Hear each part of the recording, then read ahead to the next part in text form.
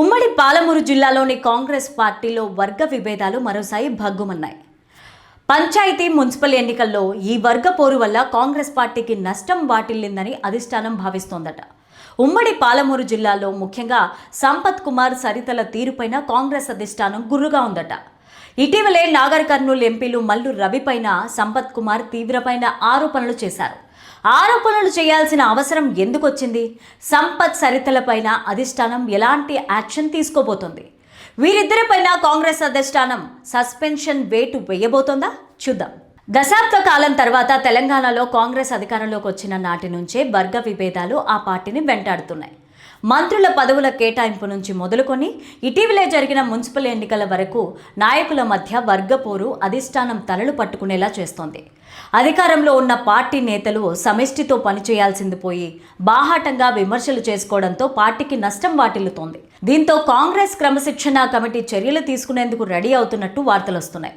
జిల్లాల వారీగా చర్చలు జరిపి పార్టీకి నష్టం చేకూరేలాగా వ్యాఖ్యలు చేసిన వారిపై కఠిన చర్యలు తీసుకునేందుకు అధిష్టానం రెడీ కాబోతోందట. ఉమ్మడి పాలమూరు జిల్లాలోని అసెంబ్లీ ఎన్నికల్లో ఆలంపూర్, గద్వాల తప్ప మిగతా అన్ని స్థానాల్లో కాంగ్రెస్ పార్టీ విజయం సాధించింది.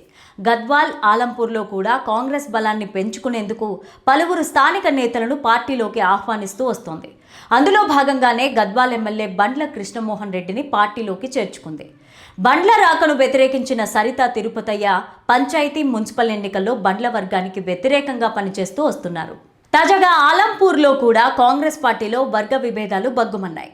ఆలంపూర్ మున్సిపల్ సీటును బీఆర్ఎస్ కైవసం చేసుకోవడానికి ఎంపీ మల్లు రవి కారణమని సంపత్ కుమార్ చేసిన వ్యాఖ్యలు దుమారం రేపుతున్నాయి. ఆలంపూర్లో కాంగ్రెస్, బీఆర్ఎస్లు సమానంగా వార్డులను గెలుచుకుందని, మల్లు రవి వచ్చి ఓటు వేస్తే ఆలంపూర్ మున్సిపల్ సీటు కాంగ్రెస్ గెలుచుకునేదని, కానీ మల్లు రవి ఆలంపూర్ కాకుండా గద్వాల్ వెళ్లి ఓటు వేశారని సంపత్ కుమార్ ఆరోపించారు. ఎమ్మెల్సీ చల్లా వెంకట్రామిరెడ్డి మల్లు రవిని మేనేజ్ చేశారని చెబుతున్నాడని, మల్లు రవి ఎవరిని ఓడించాలని ఇలాంటి చర్యలకు పాల్పడ్డారో అర్థం కావడం లేదంటూ సంపత్ చేసిన వ్యాఖ్యలు ప్రస్తుతం తీవ్ర చర్చనీయాంశం అవుతున్నాయి. నాగర్ కర్నూల్లో ఎంపీ టికెట్ మల్లు రవికి కేటాయించడాన్ని కూడా సంపత్ కుమార్ వ్యతిరేకించారు. అప్పటి నుంచే వారిద్దరి మధ్య వివాదం నడుస్తోంది. తాజాగా మరోసారి విభేదాలు బయటపడడంతో కాంగ్రెస్ పెద్దలు తలలు పట్టుకుంటున్నారట.